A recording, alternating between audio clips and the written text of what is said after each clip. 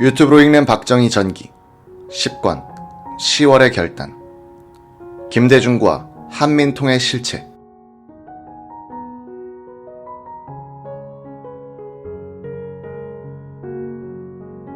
1973년 8월 28일 오후 6시 평양방송은 남북조절위원회 평양 측 김영주 공동위원장 명의로 된 성명서를 발표했다. 김영주는 이 성명에서 중앙정보부가 김대중 납치를 주도했고 이후락 정보부장이 평화통일을 주장하는 애국적 민주인사를 체포, 탄압하고 있으므로 남북회담을 계속할 수 없다고 선언했다.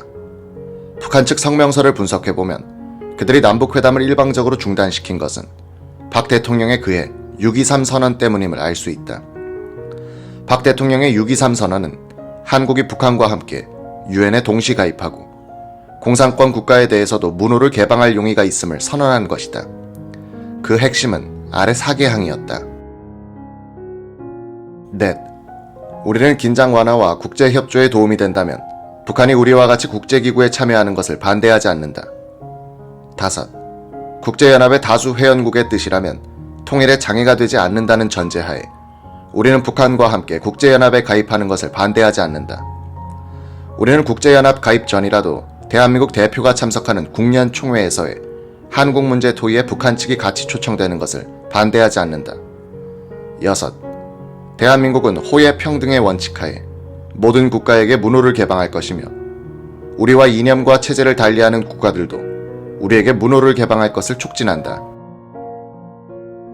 7. 대한민국의 대외 정책은 평화 설린에 그 기본을 두고 있으며 우방들과의 기존 유대 관계는 이를 더욱 공고히 해나갈 것임을 재천명한다. 나는 이상에서 밝힌 정책 중 대북한 관계 사항은 통일이 성취될 때까지 과도적 기간 중의 잠정 조치로서 이는 결코 우리가 북한을 국가로 인정하는 것이 아님을 분명히 하여 둡니다. 다음날 이유락 부장은 내외신 기자회견을 갖고 평양 측의 대화 중단 선언을 비판했다. 북한 측의 일방적인 대화 중단 선언은 한반도의 진정한 평화와 통일을 지향하는 가장 합리적이며 현실적인 정책인 6.23 선언에 대한 국내외의 높은 평가와 지지에 당황한 나머지 대화를 깨므로써 평화 통일 노력 자체를 파탄시키려는 것이다. 북한 측은 남북 적십자 회담도 중단시켰다. 이로써 만 2년간의 남북 대화 시기는 문을 닫게 되었다.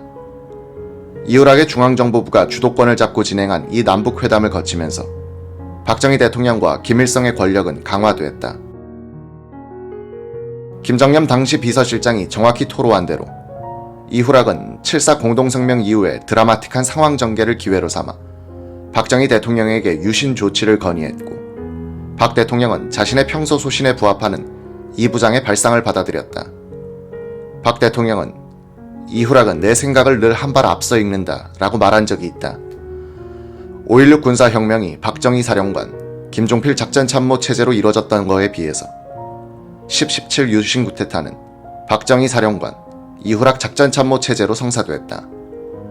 김종필, 이후락은 각각의 쿠데타 성공 이후 2인자로 떠올랐다가 권력 투쟁에 휘말려 밀려나게 되었다는 점에서도 공통점이 있다.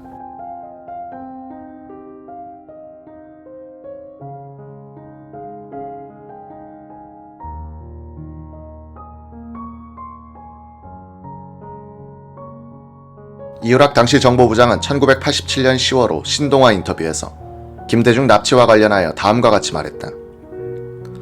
구체적으로 김대중 씨의 어떤 활동이 그토록 유해하다고 생각했습니까? 내가 1972년 5월 24일 김일성을 만났을 때 김일성이 남쪽에는 통일 방식을 달리하는 민주 인사들도 많대요 이런 말을 합디다. 그때 내가 상당히 쇼크를 받았어요. 역시 통일 문제에 대한 의견이 이러쿵저러쿵 나오는 것은 우리의 약점이구나 하는 것을 절실히 느꼈습니다. 그런데 김대중 씨가 미국에서 소위 한국민주화 촉진 국민회의를 만들어 방방곳곳을 다니면서 연설도 하고 그러다 보니까 모이는 사람들이 다 민주인사는 아니고 정말 위험스러운 인사들도 있었어요. 그 중에 어떤 사람들은 국민회의에서 그칠 것이 아니라 망명정부를 세우자 하는 이야기를 말하는 사람들도 있었습니다.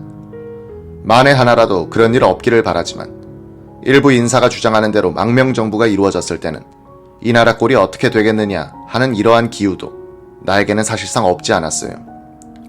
그러한 점을 고려해서 결국은 윤리적으로 가슴 아픈 일이지만 이 사람을 본국으로 데려와야 되겠다 하는 그런 생각이 참 많았습니다.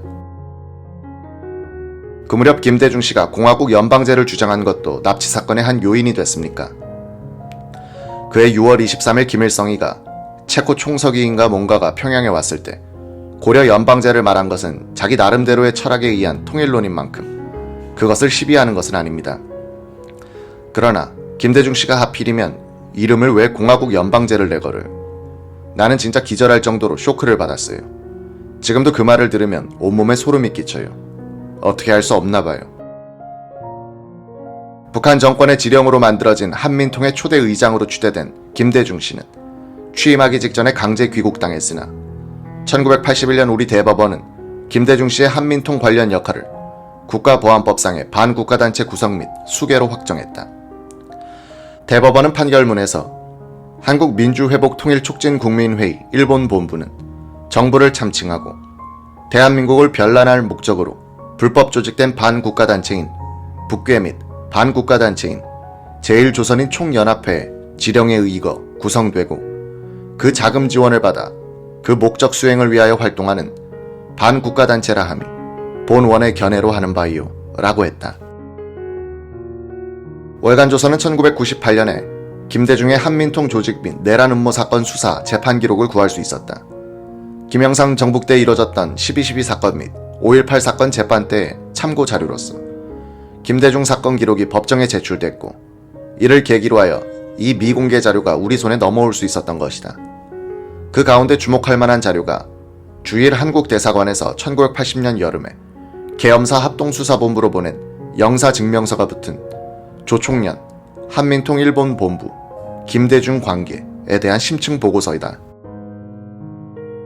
1980년 7월 3일에 합동수사본부가 주일 한국대사관의 한민통 일본본부, 동기관지, 민족시보, 동중요 구성, 군부들의 성격과 활동 상황에 대하여 조회를 했고 그 회보로서 온 것이 이 문서였다.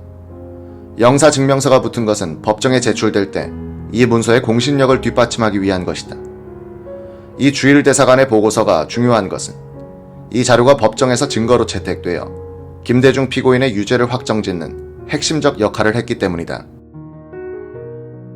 이 보고서는 김대중 씨와 함께 한민통 일본 본부를 만든 곽동희, 배동호, 김재화 등 핵심 요원들이 본인들은 민단 비판 세력으로 위장하고 있으나 실은 조총영의 조전을 받는 북한 간첩, 친북 인사들이라고 단정하는 한편 그들의 조직적, 사상적 뿌리를 세밀하게 소개하고 있다.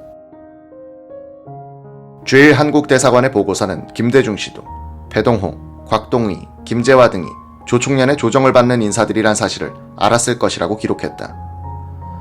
특히 1973년 3월경 당시 민단 가나가와 현 본부의장 박성준이 김대중에게 배동호, 곽동희는 조총련과 합작하여 베트공파와 한패거리가 되어 반한 활동을 하면서 민단을 망치고 있다는 경고를 한 바 있으므로 동배동호, 곽동희를 비롯한 베트공파들은 북괴 또는 조총련의 사주를 받아 민단을 와해하고 반국가 활동을 하고 있다는 것을 알았다고 보며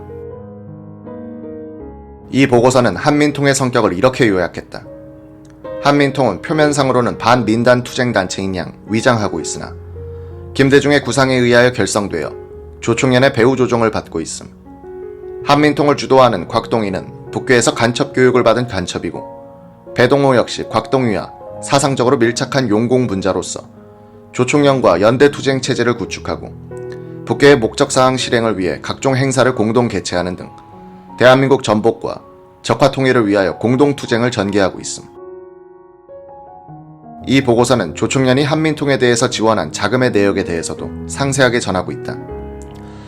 조총련은 한민통에 반한 데모 동원, 반한 집회 개최, 북괴 및 조총련 선정활동 등 비용으로 활동 고조기인 1973년 8월, 1975년 12월은 매월 1000만엔, 최성황기인 1976년 1월부터 1977년 12월은 매월 1000만엔, 퇴조기인 1978년 1월부터 1979년 7월은 매월 500만에서 1000만엔, 재고조기인 1979년 8월부터 1980년 2월은 매월 1000만엔 등을 지원하여 왔음. 1971년 3월 25일 곽동희는 조총련 중앙위원회 부의장 김병식으로부터 민단 와해 공작 및 대남 공작 사업 자금 5천만 엔을 받았다는 확실한 첩보가 있음.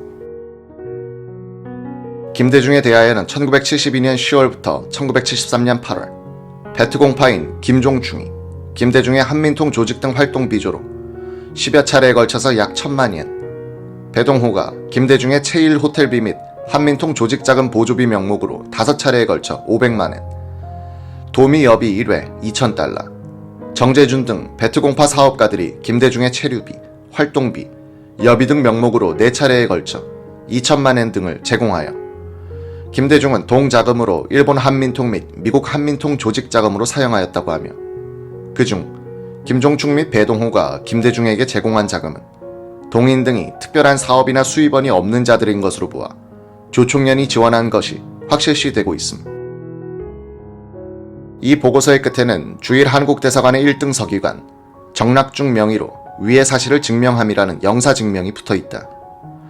대공수사관 출신인 정낙중 씨는 내가 부하 직원들을 시켜서 함께 만든 보고서이다 라고 말하고 지금도 그 보고서의 정확성을 믿는다고 했다. 상기 보고서는 주일 한국대사관의 정보 담당관들이 단연간 한민통을 관찰하면서 축적한 정보를 정리한 것이지 갑자기 만들어낸 것이 아니라는 느낌을 준다. 조총련의 자금이 한민통으로 지원된 부분에 대한 정보는 구체적인데 한민통 내부에 정보부의 정보망이 있었던 것 같기도 하다.